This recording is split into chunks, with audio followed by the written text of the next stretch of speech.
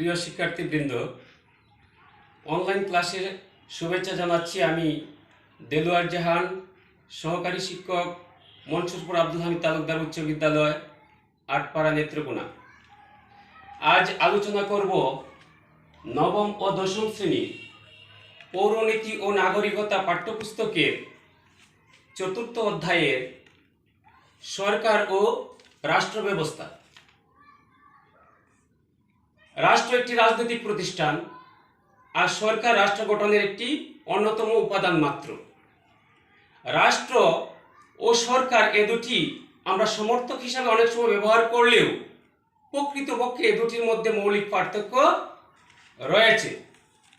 রাষ্ট্র একটি পূর্ণাঙ্গ প্রতিষ্ঠান, আর সরকার রাষ্ট্র গঠনের 4টি উপাদানের মধ্যে একটি উপাদান মাত্র।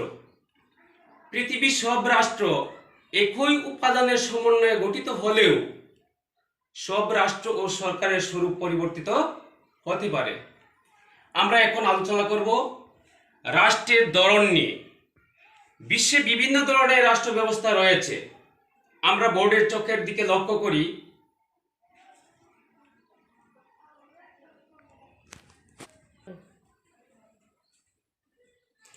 রাষ্ট্র, আমরা প্রথমে পেয়েছি কি রাষ্ট্র। রাষ্ট্র থেকে আমরা অর্থনীতির ভিত্তিতে পাইছি একটা, আর একটা হচ্ছে ক্ষমতা উৎসের ভিত্তিতে, আর একটা হচ্ছে ক্ষমতা বন্টন নীতির ভিত্তিতে, আর একটা আছে নিচে দেখো উদ্দেশ্যের ভিত্তিতে, আর একটা এদিকে নিচে দেখো উত্তরাধিকার সূত্রের ভিত্তিতে। তে আমরা আলোচনা করি অর্থনীতির ভিত্তিতে রাষ্ট্রকে আবার দুই ভাগে ভাগ করা হয়েছে। একটা হচ্ছে পুঁজিবাদী রাষ্ট্র, আর একটা হচ্ছে কি সমাজতান্ত্রিক রাষ্ট্র। আবার ক্ষমতা ও উৎসের ভিত্তিতে রাষ্ট্রকেও দুই ভাগে ভাগ করা হয়েছে, গণতান্ত্রিক রাষ্ট্র, একনায়কতান্ত্রিক রাষ্ট্র। ক্ষমতা বন্টনের নীতির ভিত্তিতে রাষ্ট্রকেও দুই ভাগে ভাগ করা হয়েছে। তোমরা একটু বোর্ডের দিকে লক্ষ্য করো, এক কেন্দ্রিক রাষ্ট্র, আর একটা হচ্ছে যুক্তরাষ্ট্রীয় রাষ্ট্র। আবার উত্তরাধিকার সূত্রের ভিত্তিতে রাষ্ট্রকেও দুই ভাগে, উত্তরাধিকার সূত্রের ভিত্তিতে রাষ্ট্রকে, এই রাষ্ট্রকে বলা হয় রাজতন্ত্র। এই রাজতন্ত্রকে আবার দুই ভাগে ভাগ করা হয়েছে। একটা হচ্ছে নিয়মতান্ত্রিক রাজতন্ত্র, আর একটা হচ্ছে নিরঙ্কুশ রাজতন্ত্র। উদ্দেশ্যের ভিত্তিতে রাষ্ট্রকে বলা হয় কল্যাণমূলক রাষ্ট্র। তে আমরা আলোচনা করি পুঁজিবাদী রাষ্ট্র কি। পুঁজিবাদী রাষ্ট্র বলতে সেই রাষ্ট্র ব্যবস্থাকে বোঝায় যেখানে সম্পত্তির উপর ব্যক্তির মালিকানা স্বীকার করা হয়। এ সরকার ব্যবস্থায় উৎপাদনের উপকরণ সমূহ ব্যক্তিগত মালিকানায় থাকে। এর উপর সরকারের কোনো নিয়ন্ত্রণ থাকে না। অবাধ প্রতিযোগিতার মাধ্যমে উৎপাদন, সরবরাহ ও প্রতিযোগিতার পরিচালিত হয়। এ ধরনের রাষ্ট্রে নাগরিকগণ সম্পত্তি ভোগের ক্ষেত্রে স্বাধীন।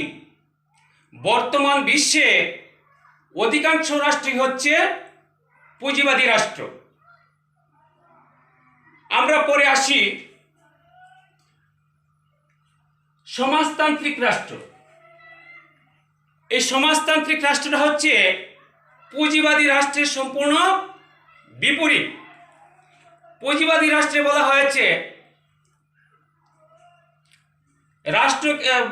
হয়েছে যে ব্যক্তিগত সম্পত্তির মালিকানা, নাগরিক সম্পত্তির মালিকানা স্বীকার করা হয়, কিন্তু সমাজতান্ত্রিক রাষ্ট্রে ব্যক্তিগত সম্পত্তির মালিকানা স্বীকার করা হয় না। তো দেখা গেল পুঁজিবাদী রাষ্ট্রের সম্পূর্ণ বিপরীত হচ্ছে সমাজতান্ত্রিক রাষ্ট্র। সমাজতান্ত্রিক রাষ্ট্রে উৎপাদনের উপকরণ সমূহ ব্যক্তি মালিকানায় থাকে না, থাকে সরকার নিয়ন্ত্রণে, রাষ্ট্রীয় নিয়ন্ত্রণে। আর আমরা অর্থনীতি এই পুঁজিবাদী রাষ্ট্রের মধ্যে পেয়েছিলাম ব্যক্তিগত নিয়ন্ত্রণে থাকে উৎপাদনের উপকরণ সমূহ। সমাজতান্ত্রিক রাষ্ট্রে ভোগে নাগরিকরা ভোগের ক্ষেত্রে স্বাধীন নয়, কিন্তু অর্থনৈতিক ভিত্তিতে রাষ্ট্রের মধ্যে আমরা পেয়েছি ভোগের ক্ষেত্রে স্বাধীন। তারপর আমরা আসি ক্ষমতা উৎসের ভিত্তিতে। এখানে আমরা পেয়েছি, এটাকে দুই ভাগে ভাগ করা হয়েছিল, গণতান্ত্রিক রাষ্ট্র, একনায়কতান্ত্রিক রাষ্ট্র। তাই আমরা গণতান্ত্রিক রাষ্ট্র বলতে আমরা সেই রাষ্ট্র ব্যবস্থাকে বোঝাই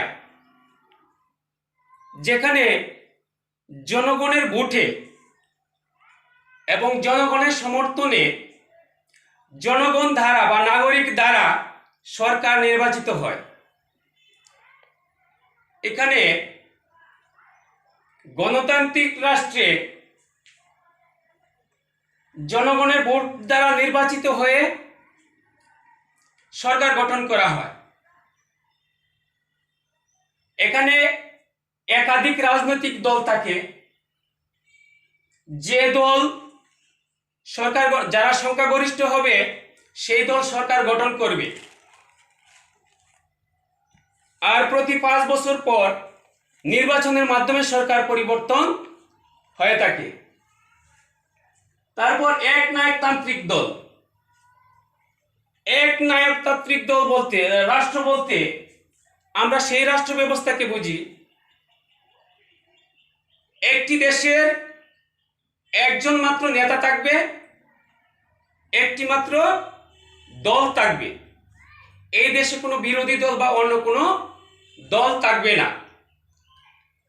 নেতাই প্রধান, নেতার কথাই হচ্ছে সংবিধান।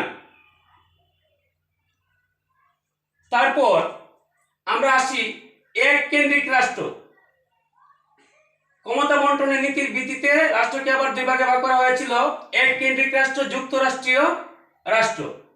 এক কেন্দ্রিক রাষ্ট্র হচ্ছে দেশের কেন্দ্র থেকে, মানে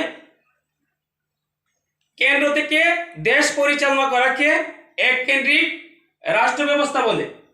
এখানে কোনো উপরাষ্ট্র বা প্রদেশ থাকবে না, কেন্দ্র থেকে দেশ পরিচালনা করা হয়, তাকে এক কেন্দ্রিক রাষ্ট্র বলা হয়। যুক্তরাষ্ট্রীয় রাষ্ট্র, আমরা যুক্তরাষ্ট্রীয় রাষ্ট্র বলতে যে রাষ্ট্রের কেন্দ্রীয় সরকারের পরেও প্রাদেশিক সরকার গঠন করা হয় এবং এই প্রাদেশিক সরকারকে কিছু ক্ষমতার অধিকারী দেওয়া হয় এবং প্রাদেশিক সরকারের কেন্দ্রীয় সরকারের কাছে জবাবদিহিতা থাকে। সেই সরকার ব্যবস্থাকে যুক্তরাষ্ট্রীয় রাষ্ট্র বলা হয়। এখন আমরা আসি নিচের দিকে, দেখো উত্তরাধিকার সূত্রের ভিত্তিতে রাজতন্ত্র আমরা পাইছি। উত্তরাধিকার সূত্রের ভিত্তিতে বলা হয় এটাকে রাজতন্ত্র। উত্তরাধিকার কথাটার শব্দে আমি একটু ব্যাখ্যা করি। উত্তরাধিকার বলতে আমার পূর্ব বংশের যে সম্পদ পরবর্তী বংশধর ভোগ করবে, এটি হচ্ছে উত্তরাধিকার। সূত্রের ভিত্তিতে রাষ্ট্র হচ্ছে, এটাকে বলা হয় রাজতন্ত্র। রাজা বা বাদশার ছেলে পরবর্তীতে বা মেয়ে রাজা হবে বা বাদশাহ হবে। এটাকে আবার দুই ভাগে ভাগ করা হয়েছে, নিয়মতান্ত্রিক রাজতন্ত্র, নিরঙ্কুশ রাজতন্ত্র। নিয়মতান্ত্রিক রাজতন্ত্র হচ্ছে উত্তরাধিকার সূত্রের ভিত্তিতে একটি সরকার ব্যবস্থা থাকলেও নিয়মতান্ত্রিক ভাবে আরেকটি সরকার থাকে, সর্বময় ক্ষমতার অধিকারী থাকে নিয়মতান্ত্রিক রাজতন্ত্রের, আর রাজা বা বাদশার সামান্য কিছু ক্ষমতা থাকে। আর একটা হচ্ছে নিরঙ্কুশ রাজতন্ত্র। নিরঙ্কুশ রাজতন্ত্র বলতে আমরা বুঝি এখানে একাই রাজার ছেলে বা কন্যা পরবর্তী রাজা বা বাদশাহ হবে।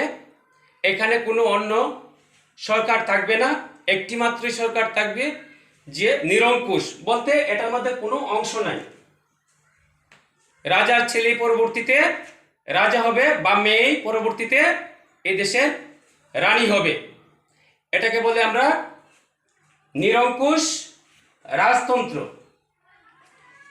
উদ্দেশ্যের ভিত্তিতে আমরা পাইছিলাম, এই উদ্দেশ্যের ভিত্তিতে এটাকে বলা হয় জনকল্যাণমূলক রাষ্ট্র। জনকল্যাণমূলক রাষ্ট্র কি? জনকল্যাণমূলক রাষ্ট্র বলতে সেই রাষ্ট্রকে বোঝায় যেখানে জনগণের সার্বিক কল্যাণ কামনা করবে রাষ্ট্র, তাকে বলা হয় জনকল্যাণমূলক রাষ্ট্র। প্রিয় শিক্ষার্থীবৃন্দ, করোনার প্রাদুর্ভাবে আমরা এই সংক্ষিপ্ত আকারে অনলাইন ক্লাস নিচ্ছি। আমরা সামাজিক দূরত্ব বজায় রেখে ঘরে বসে আমরা লেখাপড়া করব এবং বাহিরে যাব না। প্রয়োজনে বাহিরে গেলে আমরা সামাজিক দূরত্ব বজায় রাখব এবং মাস্ক ব্যবহার করব। এ বলে আজকের অনলাইন ক্লাস শেষ করছি। আল্লাহ হাফেজ।